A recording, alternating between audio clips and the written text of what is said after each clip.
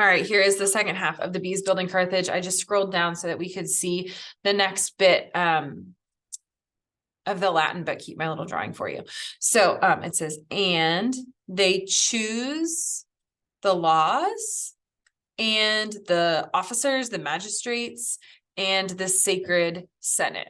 Now, this is a fascinating little line right here, right? The first group is trying to build up the city structures and lay the roads. The second part is trying to find a home, right? And then this is a third part. We don't use pars again, but this is another one that's trying to laws and officers of the court and the Senate to make laws, right? They're trying to establish the government. It's also in this piece that is both propaganda and poetry. We've called the Senate holy, right? The sacred Senate, right? So, and they choose the laws and the magistrates and the sacred Senate. That's a big deal to call the Senate holy, right? We're probably implying some things about that. It's also an interesting word choice considering that Virgil is writing a piece of propaganda for an emperor, for a dictator, right? He is trying to say, Augustus is trying to say that the Senate's still going to exist. I'm just existing on top of this wonderful structure that even the Carthaginians had and set up as one of the first things you do when you found a city, you need a Senate. Of course, I'm not going to take the Senate away, but really he's trying to strip it of its power. So that's just an interesting word choice there in this piece of political propaganda that we are calling the Senate sacred. I'm going to start at the beginning of this line again, because I kind of went on a little tangent. So they choose the laws and the officers, the magistrates, and the Holy Senate, the sacred Senate. Now in this next bit, I'm going to try and use the colors to help you. Alii, and then alii, those are your subjects. And then I will make purple the verbs. These are your verbs. And then notice that we have another anaphora with hic and hic. We've got two, let me see if I can kind of highlight those ones for you. We've got two clauses, both starting with hic, and that is an anaphora, and an example of anaphora. Gracious, this highlighter is hard to use. Sorry, guys. All right, so the sentence reads here, like in one spot, some dug out the port. Here in another spot, yeah, others place, and then alta fundamenta, tall or deep foundations for theaters. I love that, right? We're like listing things that you need to found a city. You have to be safe. You have to have buildings. You have to have roads. You have to have homes. You have to have laws. You have to have a port for trade, and you have to have a theater. What would Rome be without a theater, right? I know we're talking about Carthage, but I think there's a comparison to be made here too. Aeneas, who's getting ready to go found his own city that's going to be Rome, eventually, like the theater and the ability to perform is so important to him that he lists it right behind like a port so that you can get food.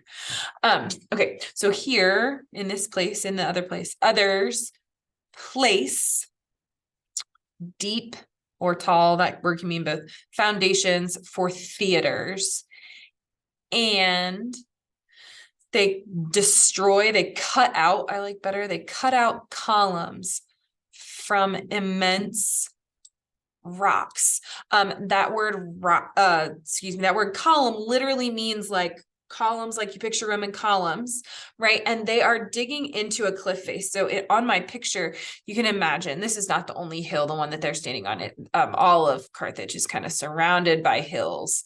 And one of the things that they're going to try and do is into one of these rock faces, build that kind of semicircular theater that is so Roman that we can all picture.